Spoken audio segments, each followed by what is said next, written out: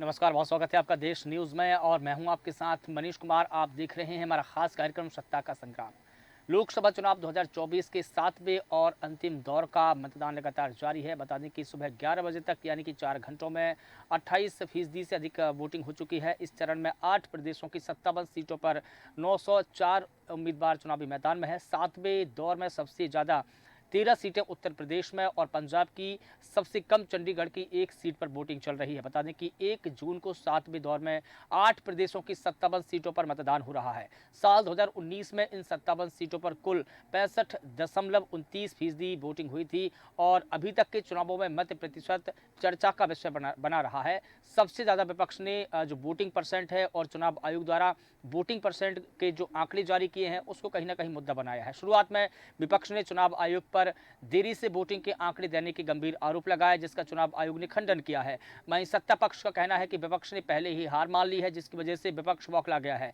उधर लोकसभा चुनाव के 7वें चरण में भी पश्चिम बंगाल में वोटिंग के बीच में बवाल हो रहा है। कहीं पर ईवीएम या को पानी में फेंक दिया गया है तो वहीं कहीं पर झगड़े देखने को मिले हैं। वहीं कहीं पर ईवीएम को पानी में फेंकने की भी खबर सामने आ रही है। इसी बीच बीजेपी ने टीएमसी पर मतदान केंद्रों पर प्रॉक्सी वोटिंग के गंभीर आरोप लगाए हैं। मतदान की प्रक्रिया है उसका आज समापन हो जाएगा। आज मतदान के साथ ही 19 अप्रैल से शुरू हुई मैराथन मतदान की प्रक्रिया आज समाप्त हो जाएगी। और बता दें कि आज शाम को 6:30 बजे के बाद में तमाम न्यूज़ चैनल से तमाम जो एजेंसियां हैं वो भी एग्जिट पोल जारी करेंगी। इस प्रक्रिया में 6 चरणों में 28 राज्यों और केंद्र शासित प्रदेशों की करीब 486 लोकसभा सीटों पर पिछले 6 चरणों में मतदान हो चुका है। अरुणाचल प्रदेश, आंध्र प्रदेश, सिक्किम विधानसभाओं के लिए भी मतदान चल रहा है। बता दें कि इस पूरी प्रक्रिया पर बात करने के लिए हमारे साथ में कुछ मेहमान जुड़े हैं। सबसे पहले अपने मेहमानों को परिचय करवा देता हूं, इसके बाद इस पूरे मुद्दे पर हम बात करेंगे। प्रमोद निरंजन हमारे साथ में जुड़े हुए हैं, झारखंड से संवाददाता है। इसके अलावा शेख मकबूल बिहार से हमारे साथ में जुड़े हैं, अभी हमारे संवाददाता है। अरमान कबीर जी पश्चिम बंगाल से हमारे साथ में जुड़े हैं, राजनीतिक विश्लेषक है। सर, आपका बहुत स्वागत करता हूँ। इसके अलावा हरियाणा से मोहित अग्रवाल जी राजनीतिक विश्लेषक हमारे साथ में जुड़े हैं। सर, आपका भी बहुत स्वागत करता हूं। सबसे पहले मैं प्रमोद निरंजन जी आपके पास में आना चाहूंगा। झारखंड में इस वक्त क्या कुछ माहौल देखने को मिल रहा है? वहां पर अभी तक कितने परसेंट वोटिंग हो चुकी है? देखिए, देश में राज्य में अंतिम चरण में मतदान हो रहा है। हम्म। और ये दुमका, गोड्डा और राजमहल लोकसभा। जी। अभी राजमहल लोकसभा में लगभग देखा जा रहा है 6 विधानसभा है। 6 विधानसभा में राजमहल में 27 पॉइंट कुछ है, बोरियो में 30 है, बरहेट में 30 है, लिट्टीपाड़ा में 29.84 है, हाँ। पाकुड़ में 30.77 है, महेशपुर में 33.11 है। हम्म।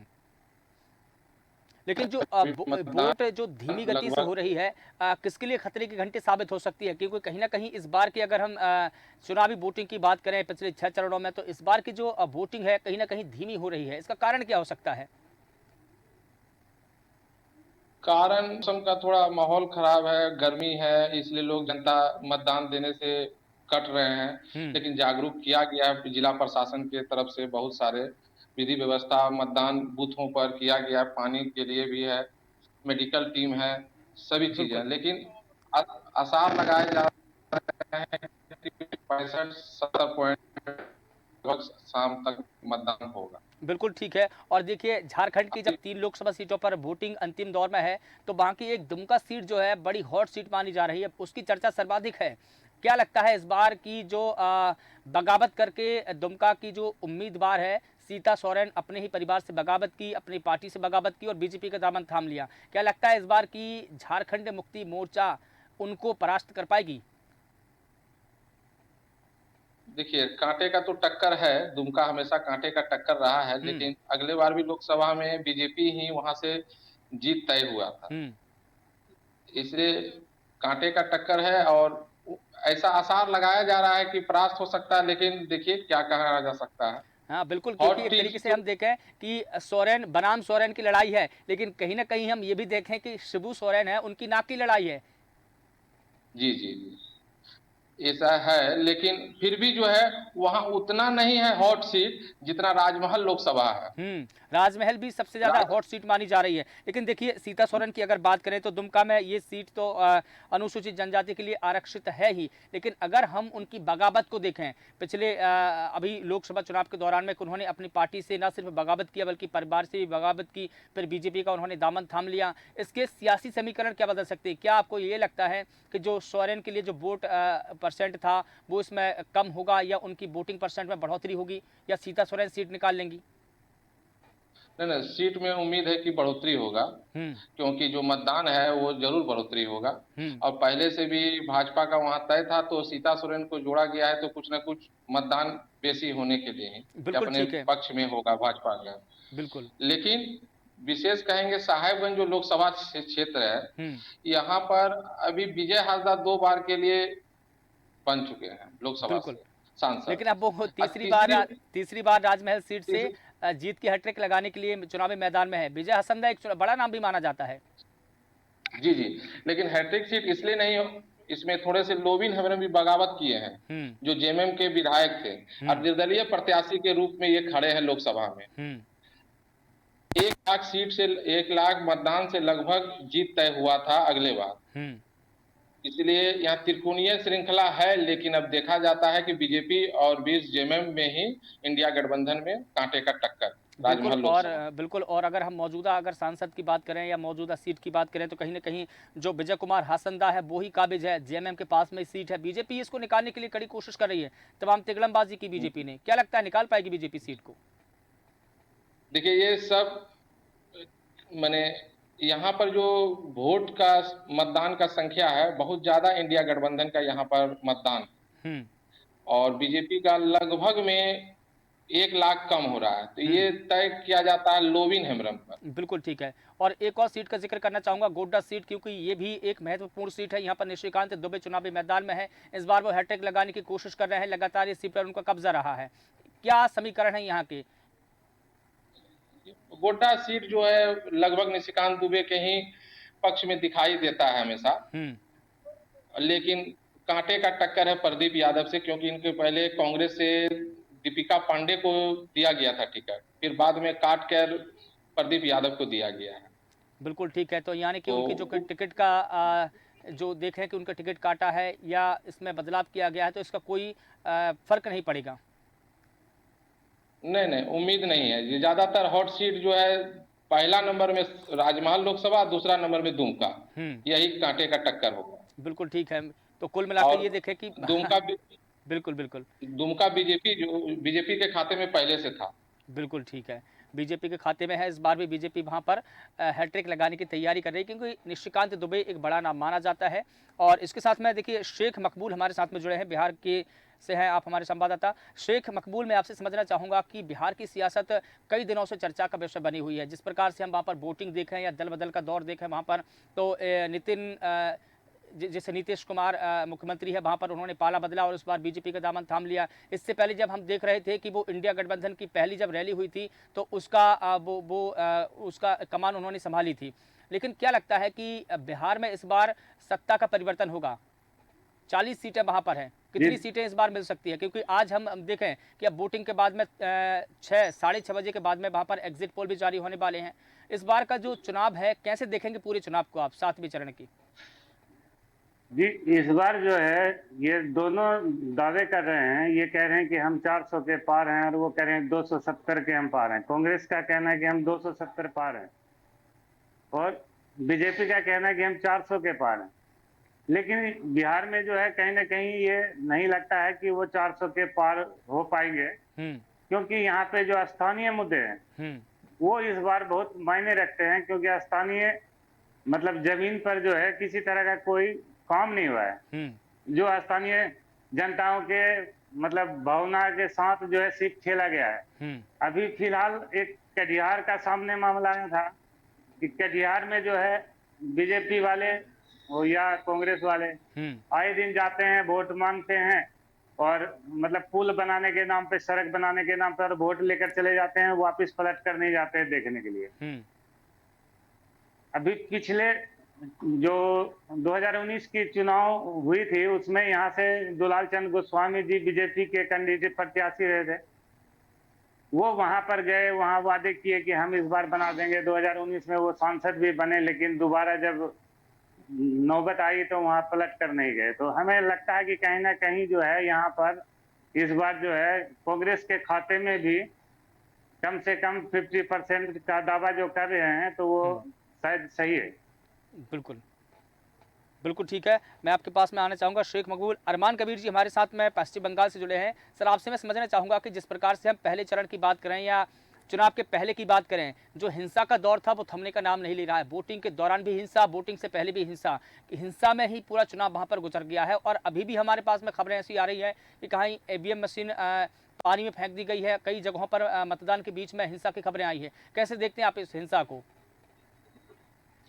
देखिए, पश्चिम बंगाल के चुनाव में मैंने पहले भी कहा है कि हिंसा होना बहुत छोटी घटना है यहाँ के लिए। यहाँ के चाहे लेफ्ट का सरकार हो या फिर 2011 के बाद ममता बनर्जी की सरकार हो, यहाँ हिंसा चुनाव में होती है, छिटपुट हिंसाएं होती हैं यहाँ पे। ठीक है, पिछले बार तो ऐसी हिंसा हुई थी कि अर्धसैनिक बल को गोली चलाना पड़ा था, जिसमें से 4 लोगों की मृत्यु हो गई थी। ठीक है, अब आते हैं हम लोग चुनाव पे।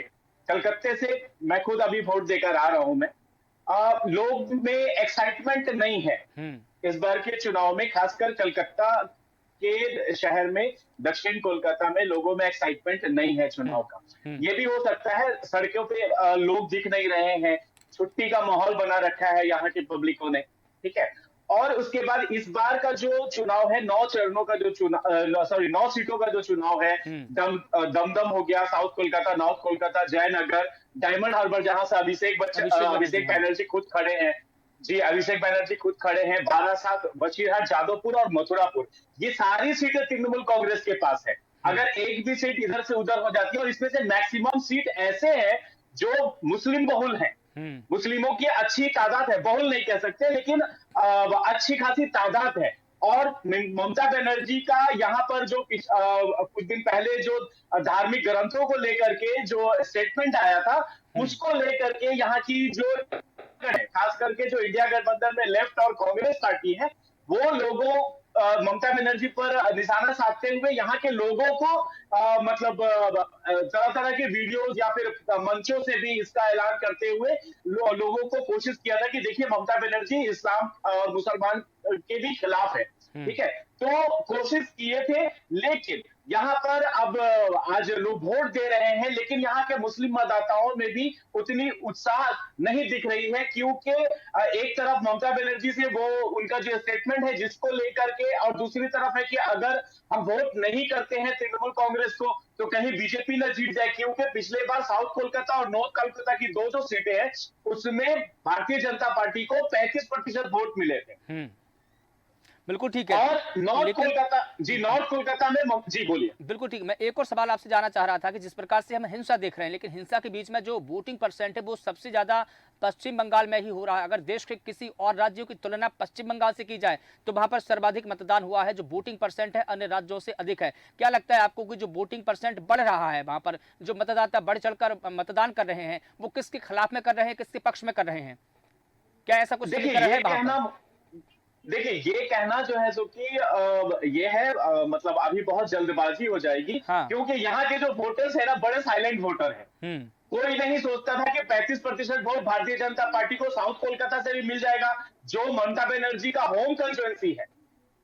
और नॉर्थ कोलकाता से भी इस बार ममता बनर्जी नॉर्थ कोलकाता में बहुत मेहनत करती हुई नजर आई है, क्योंकि तापस रॉय जो है वो तृणमूल कांग्रेस से भारतीय जनता पार्टी में ज्वाइन किया और वहां से उन्हें भारतीय जनता पार्टी ने टिकट दिया है। लेकिन कई जगह पर तापस रॉय को महिलाओं का और वहां के वोटरों के विरोध का सामना करना पड़ा है, और तापस रॉय गो बैक के भी नारे लगे हैं उनके चेहरे, मतलब उनके सामने, और उनकी गाड़ियों को भी घेर कर वहां के वोटर्स ने ये कहा है कि तुम्हें तृणमूल कांग्रेस से नहीं छोड़कर जाना चाहिए था, तापस रॉय गो बैक, तुमने अपनी आइडियोलॉजी चेंज कर ली है। इस तरह की बातें यहाँ पर आ रही हैं। लेकिन प्रदर्शन किसका बढ़िया होगा, साउथ कोलकाता में चौंकाने वाले नतीजे सामने आएंगे। बिल्कुल। अगर तृणमूल कांग्रेस जीत भी जाती है तो हाँ। उसकी मार्जिन बहुत कम होगी। बिल्कुल। और देखिए कि अभी अब से कुछ देर बाद ही देखिए कुछ घंटे का वक्त और बचा है, कुछ घंटे बाद में जब एग्जिट पोल जारी होगा तब भी हम इस बात पर चर्चा कर रहे होंगे। कुछ ही घंटे हम रुक जाते हैं कि देखना होगा कि एग्जिट पोल कितनी सीट वहां पर टीएमसी को देगी, कितनी सीट बीजेपी को देगी। लेकिन एक बड़ा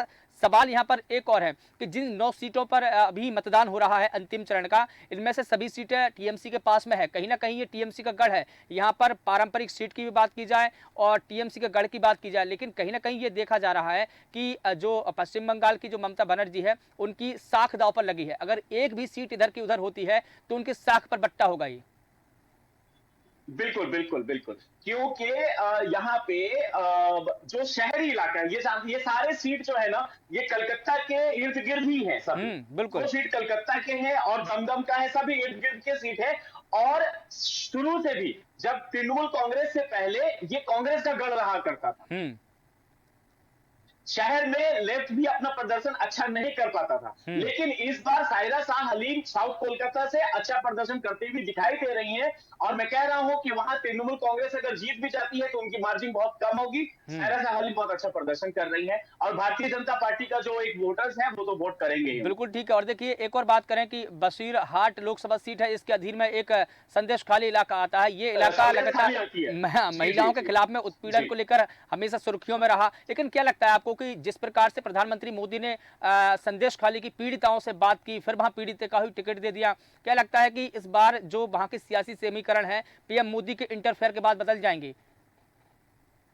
देखिए मनीष जी, वहां क्या है ना, वो जो संदेश खाली का जो मुद्दा था ना, वो पहले स्टार्टिंग में जब आया ना तो खुद तृणमूल कांग्रेस की जो महिलाएं थे ना वो भी गुस्से में आ गई थी। लेकिन बाद में जो एक और वीडियो जारी हुआ और उसके बाद से वहां के पीड़ितों को ये कहना कि हमारा मुद्दा कुछ और था, हमारा मुद्दा कुछ और था, हमें तो पता ही नहीं है कि हमें मतलब हमारी तरफ से रेप की शिकायत की गई है, या फिर उसमें से जो वीडियो में जो वो कहता हुआ भारतीय जनता पार्टी का जो कर्मी है वो कहता हुआ दिखा कि 2-2 हजार रुपए दे दे करके हमने झूठे केस मुकदमे हमने दर्ज करवाए, झूठे एफआईआर हमने जो है तो दर्ज करवाए। तो यहाँ के लोग संदेश खाली का मुद्दा को नजरअंदाज कर रहे हैं उस वीडियो के बाद, क्योंकि इससे पहले भी मतलब जी बिल्कुल ठीक है। और हमारे साथ में देखिए हरियाणा से मोहित अग्रवाल जी जुड़े हैं, राजनीतिक विश्लेषक है। सर, मैं आपसे समझना चाहूंगा जिस प्रकार से हम हरियाणा में जो माहौल देख पा रहे हैं, वहां एक तरीके से ये देखें कि बीजेपी के पक्ष में सबसे ज्यादा माहौल है, वोटिंग परसेंट भी वहां पर ठीक ठाक हुई है, औसतन हुई है वहां पर।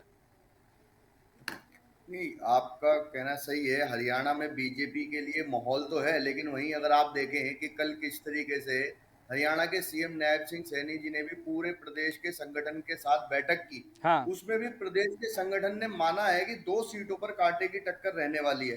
ऐसा भी बहुत प्रयास लगाया जा रहा है कि जिस तरीके से वोटिंग परसेंटेज घटा है, क्योंकि वोटिंग परसेंटेज कहीं ना कहीं जो वोट डली है, कहीं भी साइलेंट वोटर है, वो किधर की तरफ टर्न लेगा इसका कहना बहुत मुश्किल है। और वो जब ही पता चल सकता है जब मतपेटियां खुलेंगी, और उन मतपेटियां खुलने के बाद ये बिल्कुल साफ हो जाएगा कि आने वाले जो 6 महीने के बाद हरियाणा के अंदर जो विधानसभा के चुनाव भी हैं, हरियाणा किस तरीके से अपना रुख देने वाला है। क्योंकि यही एक ऐसा मौका है, लोकसभा सीटों के आने के बाद अंदाजा दोनों पार्टियों को लग जाएगा, चाहे वो भाजपा हो चाहे वो कांग्रेस हो, उन दोनों को पता चल जाएगा कि उनको कितनी मेहनत अभी और आने वाले समय में इन 3 से 4 महीने में ग्राउंड के ऊपर करनी है। और उसके बाद अगर कहीं भी जो भी निर्णय है वो कांग्रेस के पक्ष में गए तो निश्चित ही आने वाले समय में भाजपा 6 महीने के अंदर बहुत बड़ा फेरबदल हरियाणा के अंदर करने वाली है, ऐसा हम सब देख सकते हैं।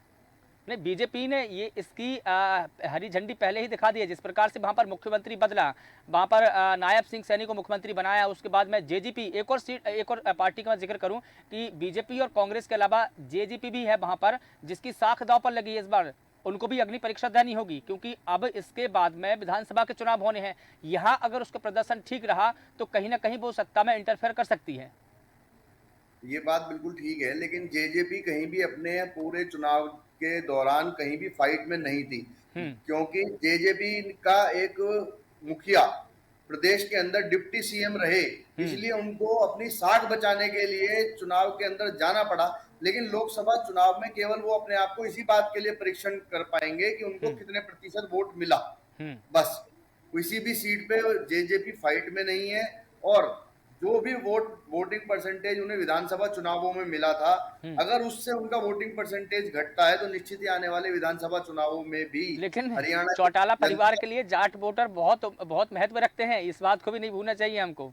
नहीं, उनका फिर परिवार में फिर अभय सिंह चौटाला भी है जिनको वो जाट वोट ट्रांसफर हो सकता है, जिन्होंने किसानों के लिए हाँ अपना इस्तीफा तक दे दिया था। हाँ तो क्योंकि जाट किसान सभी की दुष्यंत जी से केवल एक ही बात में नाराजगी थी कि वो डिप्टी सीएम रहते हुए उन्होंने किसी भी बात का कोई एक्शन नहीं लिया, किसी भी बात पर कोई टिप्पणी नहीं करी। इसीलिए अब जनता के मन में रोष है और अब हमने देखा भी है पूरे चुनाव प्रचार के दौरान भी जहां जहां वो गए काफी जगह उन्हें विरोध प्रदर्शन झेलना पड़ा, काफी जगह उनके परिवार को काले नहीं, झंडे वो इसलिए झेलना पड़ा था क्योंकि जब किसानों का आंदोलन वहां पर चल रहा था तब वहां पर किसानों के पक्ष में किसी भी राजनेता की कोई टिप्पणी नहीं आई थी, ना उन्होंने ट्वीट किया, ना एक वीडियो संदेश जारी किया, ना किसानों से मिलने गए। तो कहीं ना कहीं एंटी इनकम्पेंसी किसानों की तरफ से बनी, ये एक कारण हो सकता है वहां पर। जी बिल्कुल, किसानों की तरफ से बहुत नाराजगी थी दुष्यंत जी के लिए कि उन्होंने कोई भी बयान नहीं दिया किसी भी तरीके से सरकार को।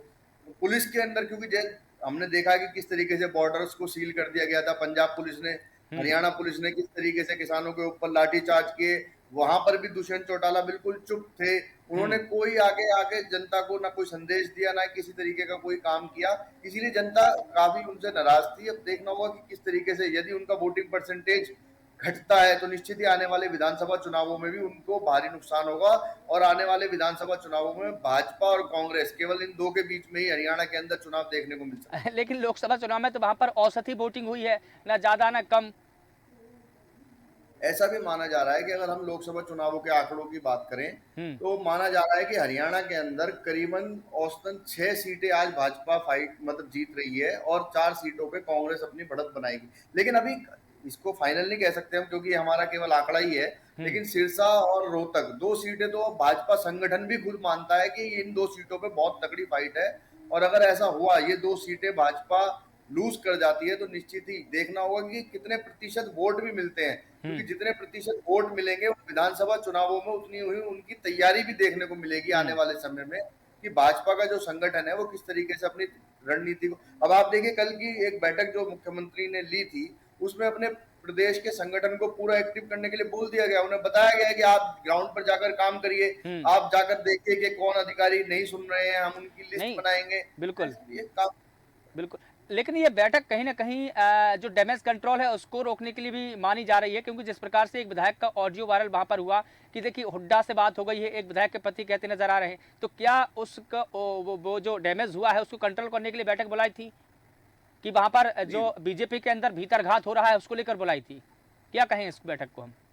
देखिए कहीं ना कहीं बीजेपी का जो हरियाणा के अंदर 10 सालों का शासन रहा है उसमें कार्यकर्ता कहीं ना कहीं अपने आप को ठगा हुआ महसूस कर रहा है, क्योंकि कार्यकर्ताओं के काम कहीं भी नहीं हुए हैं। हाँ। तो जब कार्यकर्ता के काम नहीं हुए तब वो वोट मांगने गए तो वहां पर उन्हें विरोध झेलना पड़ा।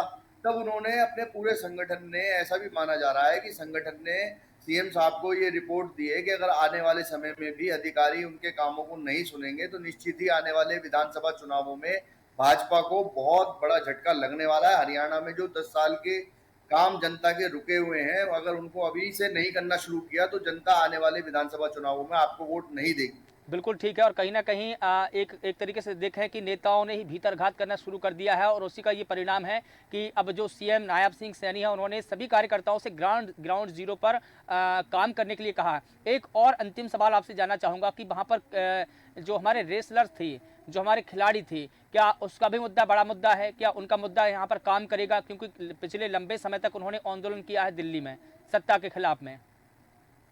देखिए आंदोलन निश्चित तौर पर पूरे देश के अंदर हुड्डा साहब ने इसको कैच करने की कोशिश की, रेसलर्स के साथ पूरा देश जोड़ने की कोशिश की, लेकिन पूरे देश को भी पता है कि कानून अपना काम कर रहा है। ब्रिजभूषण सिंह के ऊपर आज भी कार्रवाई चल रही है, कोर्ट अपना काम कर रहा है, इसीलिए उसको इतना बड़ा मुद्दा नहीं कहा जा सकता। एक सिंपैथी ट्रांसफर करने की बात अगर कहें तो वो सबको पता है कि किस तरीके से सिंपैथी मिलती है। लेकिन देखिए जिन पर आरोप था अगर उनके बेटे को टिकट काट करके उनके बेटे को टिकट दे दिया जाए तो कहीं ना कहीं ये कहेंगे कि बीजेपी उन पर मेहरबान ही है। हाँ, उनका टिकट काट के किसी दूसरे व्यक्ति को टिकट दिया जाता तो हम मान सकते थे कि बीजेपी इस मामले पर गंभीर है। लेकिन देखिए ब्रजभूषण के बेटे को टिकट दिया तो हम क्या माने इसको, और जनता में संदेश क्या गया? नहीं, देखिए जब भी कोई किसी भी काम के लिए आरोपी होता है, कोई भी हो, तो उस व्यक्ति को वो चीज ना दी जाए, जी ठीक है, तो ही एक वो है। ठीक है। क्योंकि अरमान जनता जी, अरमान जी कुछ टिप्पणी कर रहे हैं। अरमान जी। मैं और उनके बेटे का सबसे पहला स्टेटमेंट था कि मैं पिताजी के मार्गदर्शन में ही काम करूंगा। उनका कैसा मार्गदर्शन है पिता का, ये देखना होगा, क्योंकि पिता का मार्ग भी अलग रहा है, दर्शन भी अलग रहेंगे। और दर्शन भी अलग रहे। बिल्कुल बिल्कुल, ठीक है सर। हाँ, आप कुछ कह रहे थे सर, मोहित अग्रवाल जी अंतिम। इसमें हाँ, देखिए हम केवल एक अपना ओपिनियन रख सकते हैं, हाँ। लेकिन अगर आप कहीं देखेंगे कि दिल्ली के मुख्यमंत्री अरविंद केजरीवाल ने भी कहा कि कोर्ट अपना काम कर रहा है स्वाति बिल्कुल। मालीवाल के केस में, पूरे प्रकरण में, जबकि वो राज्यसभा सांसद है। हाँ। उस प्रकरण में भी उन्होंने कहा कि कोर्ट अपना काम कर रहा है, तो हाँ। कोर्ट को अपना काम करने देना चाहिए। बिल्कुल ये राजनीतिक विषय है, किस तरीके से चलेगा, कहाँ ले जाएगा, परिवार को किसी व्यक्ति को टिकट मिला, बिल्कुल देखते हैं, जनता फैसला करेगी, जनता सब जानती है और जनता बिल्कुल इसमें ठीक है। निश्चित ही और जनता का आज फैसला ईवीएम में कैद हो जाएगा, जनता ने क्या फैसला किया है, किसको चुना है। फिलहाल हमारे साथ में समय का अभाव है, इसलिए इस पूरी चर्चा को यहाँ पर विराम देना होगा। आप सभी का बहुत शुक्रिया हमारे साथ में जुड़ने के लिए, बात करने के लिए। बता दें कि लोकसभा चुनाव 2024 के 7वें और अंतिम चरण का मतदान फिलहाल जारी है। इस चरण में 8 राज्यों की 57 सीटों पर करीब 904 उम्मीदवार चुनावी मैदान में है। सभी की किस्मत का फैसला आज ईवीएम में कैद हो जाएगा। 4 जून को जब मतपेटियां खुलेगी तो पता चलेगा कि जनता का जनमत किस ओर है, किसको दिया गया है। फिलहाल देश न्यूज के खास कार्यक्रम में बस इतना ही। मुझे दीजिए इजाजत और आप लगातार बने रहिए देश न्यूज के साथ। नमस्कार।